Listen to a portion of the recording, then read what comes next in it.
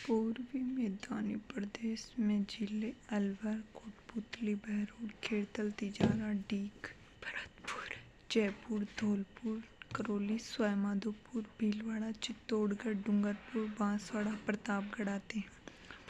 मैदानी भाग चंबल, बनास, बाणगंगा, माही नदियों द्वारा लाई जलोढ़ दोमट मिट्टी से बना है।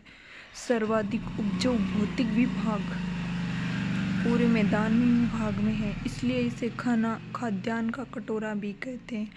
इसका ढाल पूरब की ओर है और सर्वाधिक जनसंख्या पूर्वी मैदानी भाग में। सर्वाधिक जनसंख्या घनत्व वाला पूर्वी मैदानी प्रदेश को मुख्यतः 4 भागों में विभाजित किया गया है। चंबल बेसिन पहला है।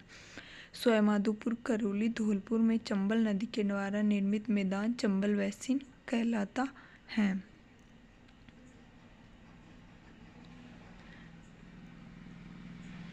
चंबल नदी के आसपास ऊंची नीची उख्यात स्थलाकृति डांग कहते हैं। सर्वाधिक डांग भूमि करौली में है, इसलिए करौली को डांग की रानी कहते हैं। चंबल नदी के प्रवाह से मिट्टी से कटाव अवनालिका प्रदन के कारण गहरी गहरी घाटियां बन जाती है, जिन्हें बीहड़ कहते हैं। कोटा, सवाईमाधोपुर, धौलपुर तक फैली है चंबल की बीहड़। दूसरा आता है छप्पन बेसिन, माही बेसिन। माही नदी का प्रवाह क्षेत्र जिसे बांसवाड़ा, प्रतापगढ़, डूंगरपुर जिले आते हैं, उसे माही बेसिन कहते हैं। प्रतापगढ़ का प्राचीन नाम कांठल था। प्रतापगढ़ में माही नदी का बहाव क्षेत्र कांठल का मैदान कहलाता है। बांसवाड़ा से प्रतापगढ़ के मध्य 56 गांव नदी नालों का समूह 56 का मैदान कहलाता है। डूंगरपुर बांसवाड़ा का क्षेत्र वागड़ मेवल वागर घाट के नाम से जाना जाता है। तीसरा आता है बनास बेसिन। बनास नदी व उसकी सहायक नदियों के द्वारा निर्मित जो मैदान है वह बनास बेसिन कहलाता है। इसका ढाल पूर्व की ओर है।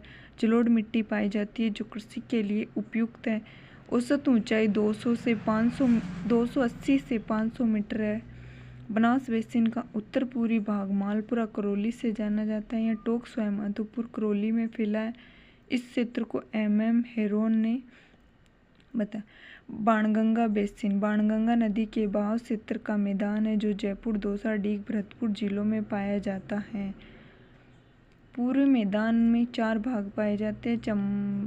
बाणगंगा चौथा है। पहला है चंबल बेसिन। चंबल बेसिन